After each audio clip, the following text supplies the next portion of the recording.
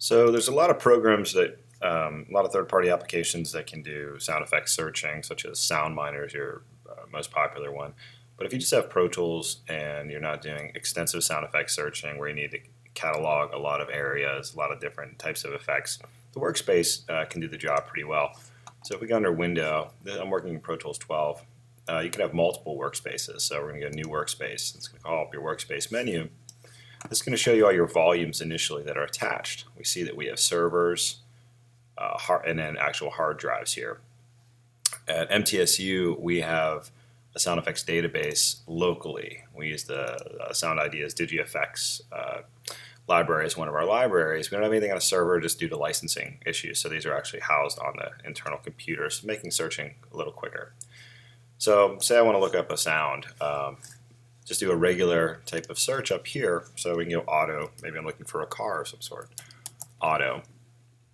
And now this is looking everywhere. This is looking on anything with the word auto in it that is on my drive or any of the connected drives. That's a lot of searching. It did it pretty quick because it's just pretty quick.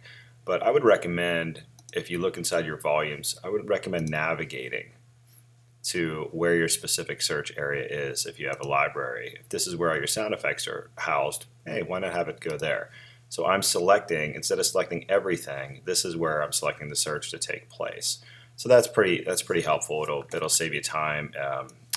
Otherwise, you sometimes get the results constantly updating, so that can become a little problem. No, just time waster. So if I go auto here, this just gives me a general search with everything labeled auto. Excuse me. Over here, you can do some further listing of some things. In this case, you have your search parameters. So I just click this open, and it takes me down to parameters here. Name any text column. Now, any text column is helpful because you have a couple columns here. You have a name column, and then you have this file comment field, which is great whenever we're dealing with broadcast wave format files because of the metadata aspect. I get a lot more information out of file comment than I do out of just name. Name can only be a certain amount of characters. This can be significantly more descriptive. Because of that, I like to select any text column. I don't believe this was an option prior to Pro Tools 11. The search workspace in Pro Tools 10, the searching abilities were a little bit lackluster relative to this. What's also nice is within this context, I can do a further search. So I can have an and. So if I go over here to this plus sign, I can add another category such as door. Maybe I want a door closed or something. I hit return, and we see that things updated. So now everything, while it might not say auto door over here in this file comment area in the metadata information, we have a better descriptors. Now if I want to hear it, I have this little speaker here. Some of them have been cached already, and that's why you have a waveform there, but some have not, and they will do a waveform cache as soon as you see them. So if I go, I don't know, let's go with, what do we have? Our car door opening. Let's check that out.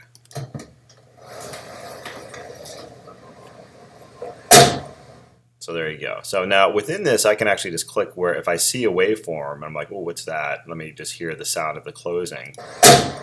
I can navigate right to that, so I don't have to listen to all this run up into there. I can like that. Maybe I want this. Again, you can see the transient.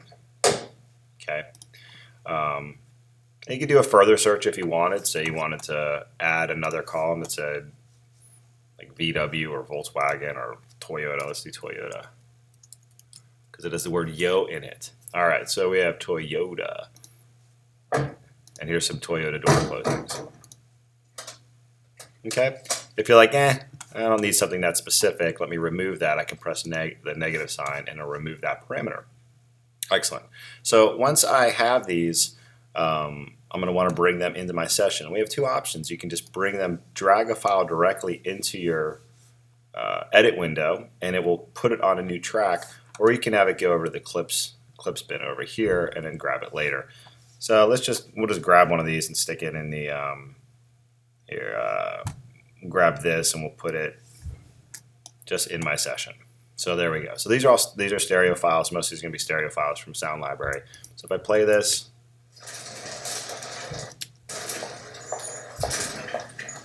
okay. So there I have glass door sliding, automatic in a department store, automatic door sliding. So look what happened here actually.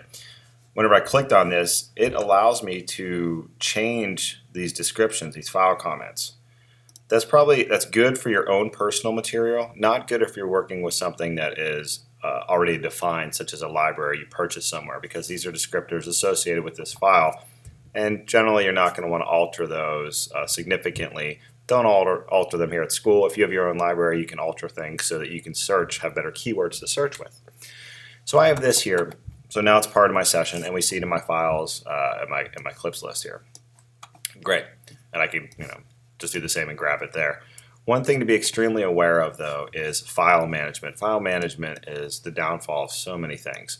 So as you saw, whenever we drag this, I took this and I put it here. It's right there. It's boom, or here's your file.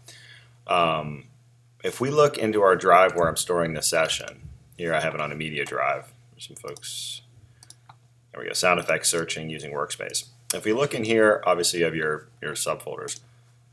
But inside the audio files folder, there's nothing. So what's happening right now in its current setup is it's referencing files from the sound effects library. If you're the only person ever working on something and it's only staying with you and you know that, then you can do this. This is probably good if you're doing sample libraries where you can pull samples in and things of that nature, and just know that you always have them sitting there available locally. If you ever have to give this to somebody else, you're going to either have to do a save session copy in and have everything be copied that's associated with that session, or you're going to hand them your Pro Tools folder here and they're going to be missing the audio. So a setting that we really have to be aware of is this up here. So under Setup and Preferences, we have our typical preferences. A very important one is under Processing. There's this right here that says automatically copy files on import. What you see is that is not checked. I keep this checked because I'm a huge advocate of file management. Actually, got my first job in sound for picture because of somebody having poor file management skills.